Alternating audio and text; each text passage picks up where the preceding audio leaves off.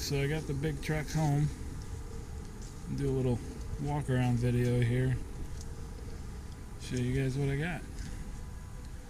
It is a 92 Ford L8000. It's got the Ford 7.8 liter turbo diesel. It's an inline 6. 33,000 pound GVWR. It's obviously a single axle. I haven't measured the bed on it yet, but I believe it to be 11 feet. It's in pretty good shape for its age.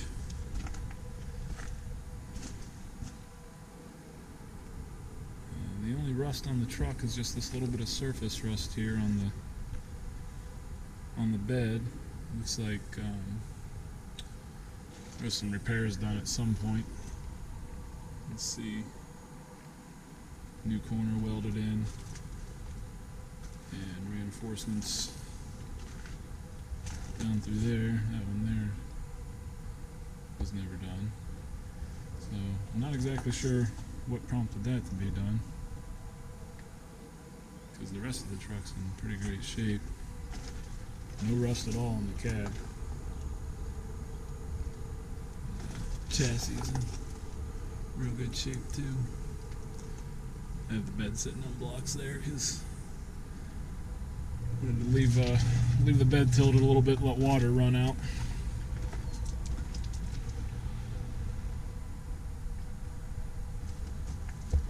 And tires aren't in too bad a shape. They show some age, but the wear's not terrible on them.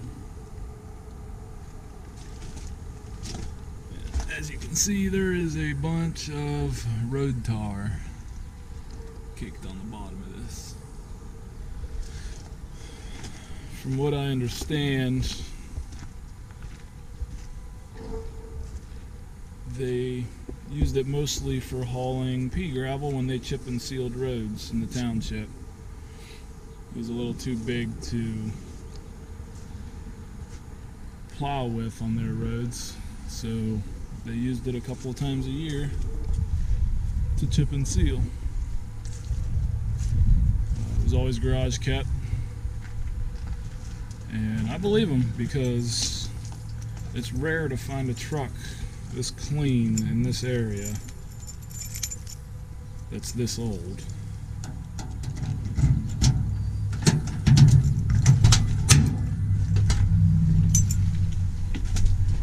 Alright, I had to take the camera off the gimbal because I don't know exactly how to use that thing yet, and I couldn't get it to look down.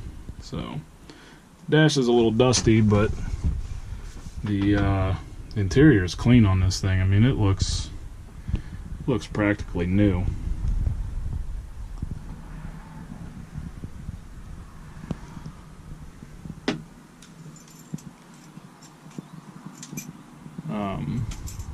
Start it up for you here. One of the problems with it is an air leak. So you're gonna hear that.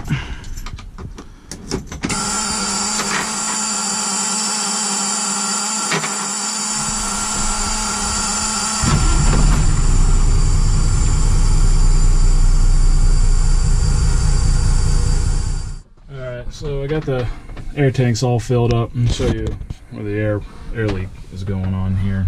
I thought it was the tractor protection valve at first, because it was definitely coming from up in here, and that was not the case. I pulled this panel apart. As you can see, I got the screws out. Turns out it's coming from this jobby here. I have no idea what that is. I'm gonna have to get somebody out here to flip the switch while I look under the hood, because I can hear it actuating something. And as you can tell, whenever I have it the switch down, it's leaking air. And you can hear under the hood whenever I flip it.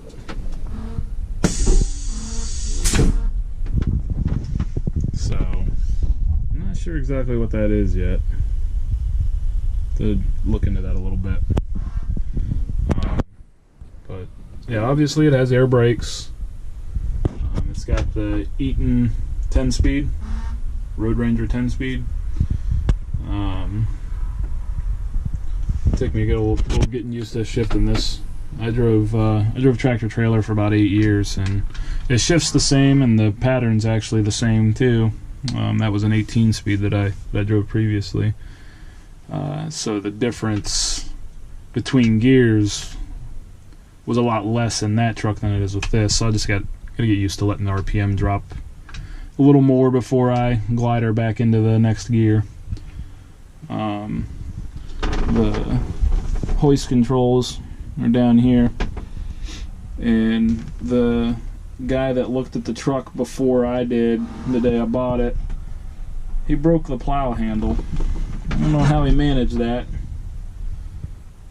and that's 3/8 rod, it looks like. I don't know, but anyways, I'm not sure what's going on here with the fuse sticking out. A couple of switches missing, and everything seems to work so far. The spreader controls, I don't know, it doesn't have the spreader anymore. Or this is the spreader here. This is the conveyor, which it does not have either.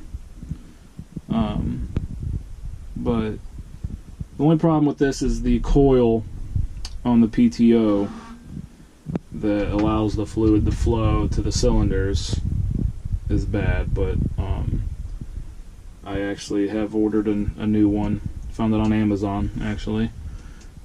$32, so that's not too bad. I'm going to put it on here today. But yeah, so all the lights work except for the beacons up here.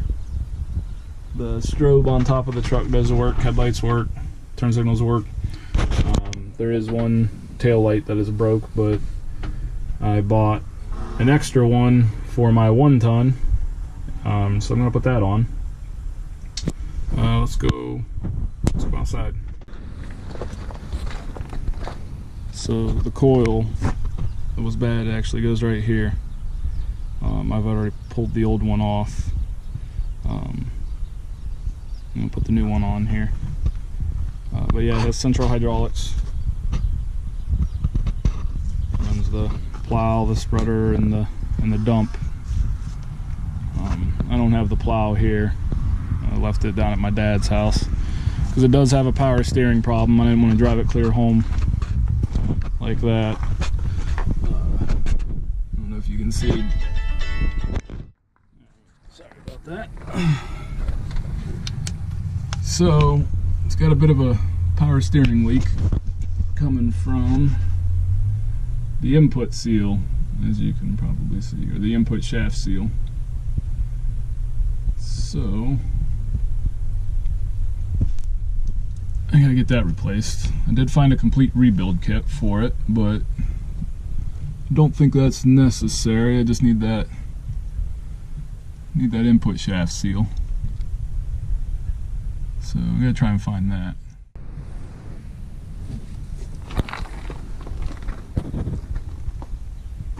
And then another problem I have figured out is that I cannot open this hood by myself. I'm sure having all of this tar caked in here is adding a bunch of weight, making it a little more difficult. But I think it definitely has a lot to do with the way they do these grills on these plow trucks. So basically they have it cut, and it's no longer a solid piece running down along the bottom of the hood. So when you open the hood, the grill stays, and it's allowing this hood to flex. So typically you would unlatch the hood on each side, grab on the top here, and pull out. Well, I can't get it to open like that. In order to open the hood, you need two people, one lifting on each side, the back of the fender. So I definitely gotta get that figured out, because I don't always have somebody on hand to help me open this hood.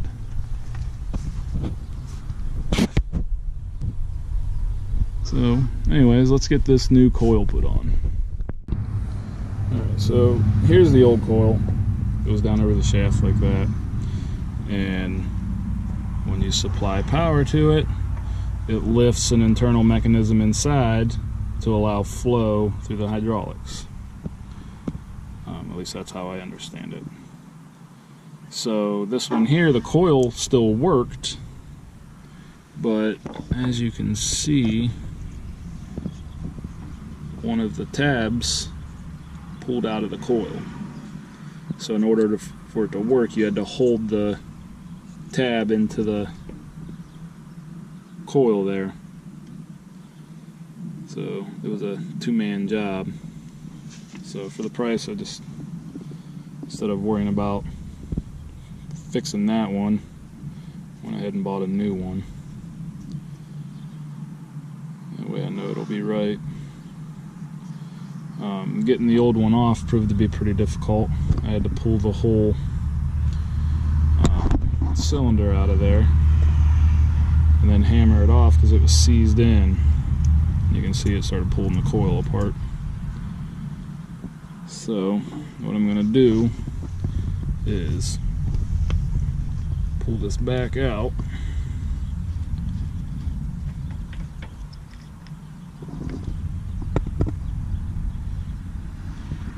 Clean up this surface.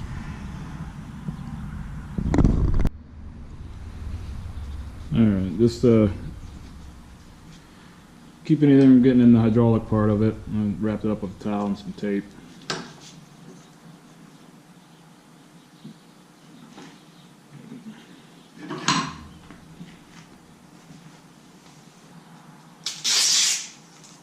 Some 80 grit emery cloth. You can buy rolls of this. Most hardware stores, I think this comes from Harbor Freight. It works pretty good. This is 80 grit.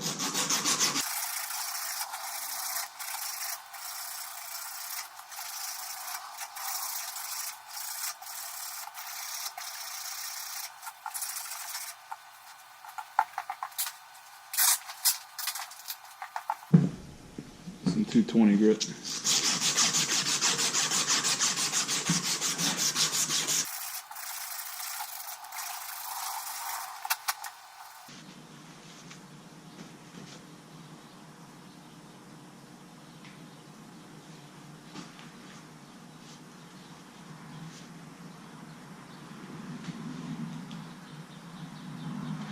Pretty sharp edge there, and file that off.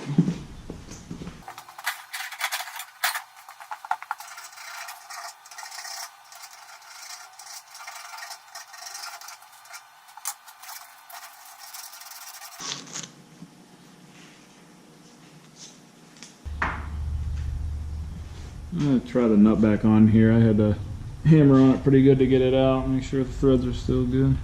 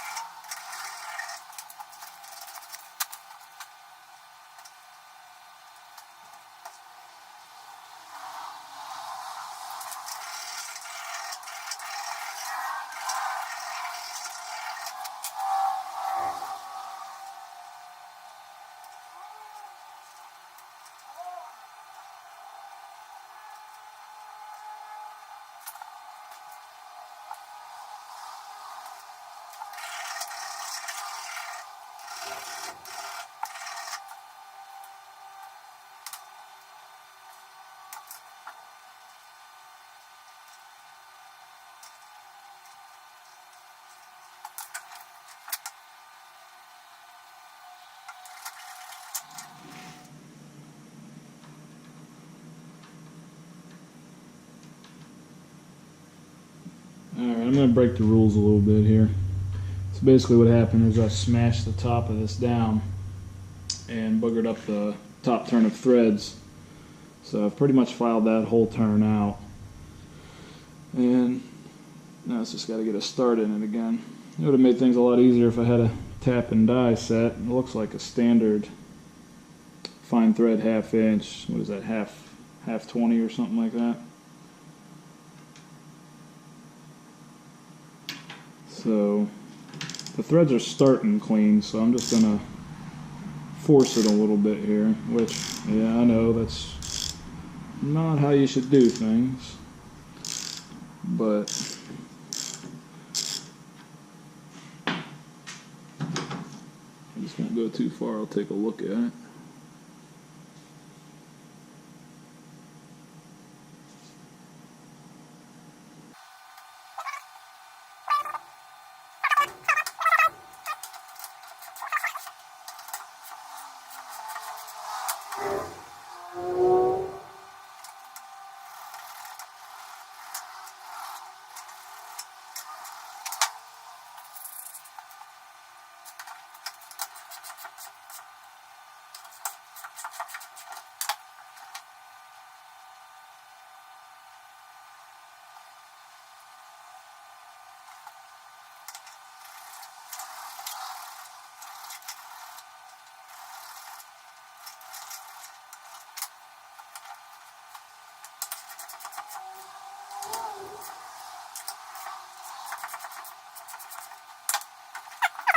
But it's not cross-threaded, it's just a little tight, but I'm done filing.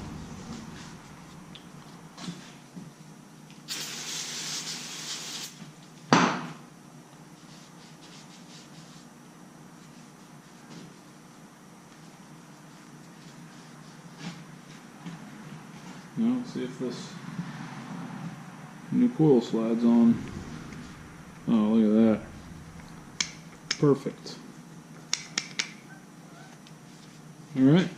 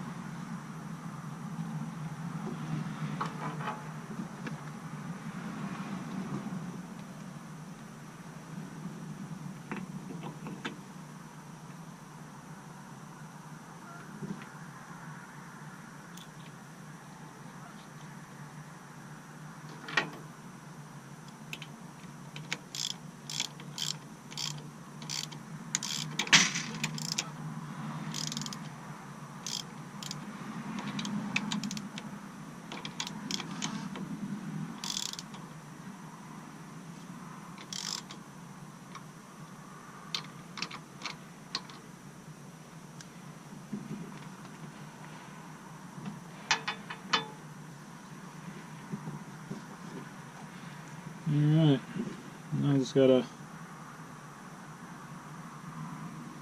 put some new ends on these and we'll be good to go.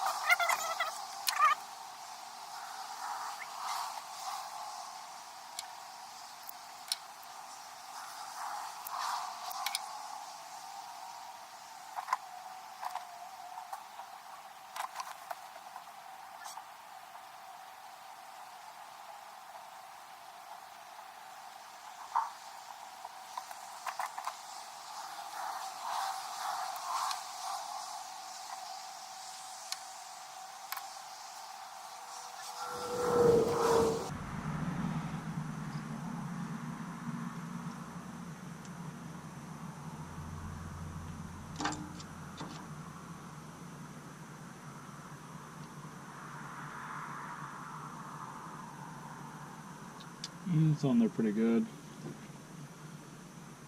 Typically best to solder these, but kind of crushed this one a little too much.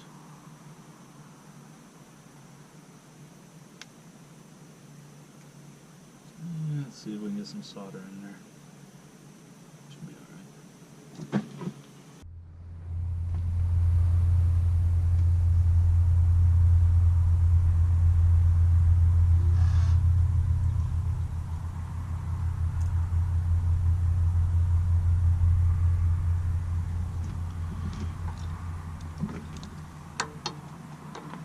So I've never used one of these big type soldering guns before. I've always used little needle point soldering irons, but Harbor Freight had a pretty good deal on this, 13 bucks for the kit, so I picked it up, tried it out here.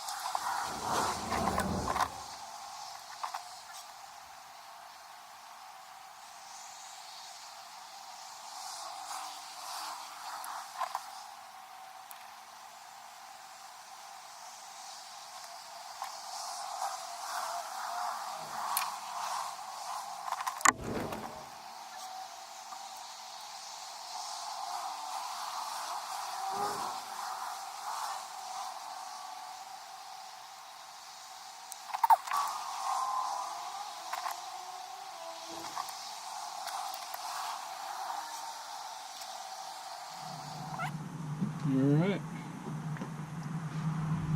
Oh, now the light wants to come on.